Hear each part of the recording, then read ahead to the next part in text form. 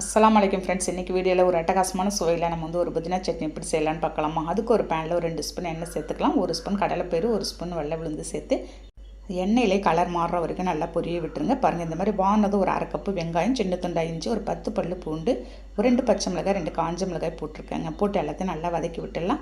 ஒரு 4 சில்லு தேங்காய் எடுத்து கட் பண்ணி சேர்த்துருந்தேன். அந்த கிளிப்பு தவறி போச்சு. சின்ன துண்டா ஃபைனலாக கொஞ்சமாக புளி சேர்த்துருக்கேங்க. புளி சேர்த்து மிக்ஸ் பண்ணி விட்டு ஒரு கைப்பிடி அளவுக்கு மல்லி, ஒரு கைப்பிடி அளவுக்கு புதினா, கொஞ்சமாக ஒரு இனுக்கு அளவுக்கு கருவேப்பில் போட்டிருக்கேன். போட்டுட்டு எல்லாத்தையும் நல்லா மிக்ஸ் பண்ணி ஆற வச்சுருங்க. ஆறுனதும் ஒரு மிக்ஸி ஜாரில் சேர்த்து கொஞ்சமாக உப்பு தண்ணி சேர்த்து நீங்கள் அரைச்சிருங்களேன். இட்லி தோசைக்கெல்லாம் சொல்லவே தேவையில்லைங்க. எத்தனை இருந்தாலும் சாப்பிட்லாம். ஒரு ஹோட்டல் சுவையே தாண்டிடுங்க, அவ்வளோ அருமையாக இருக்கும். ஃபைனலாக ஒரு தாளிப்பு தாங்க. கடுகுளுத்த பருப்பு, கருவேப்பிலை, காஞ்ச மிளகாய் மட்டும் போட்டு தாளித்து ஊற்றுருங்க. சூப்பரான டேஸ்ட்டில் நமக்கு ஒரு அட்டகாசமாக நமக்கு புதினா சட்னி ரெடி ஆகிடுச்சு. இந்த சட்னிக்கு நான் கோதுமை தோசை ரெடி பண்ணியிருக்கேங்க. நீங்களும் ட்ரை பண்ணி பார்ப்பீங்கன்னு நினைக்கிறேன். இந்த வீடியோ பிடிச்சிருந்தால் லைக் பண்ணிவிட்டு ஷேர் பண்ணுங்கள். நாளைக்கு பார்க்கலாம். பாய்.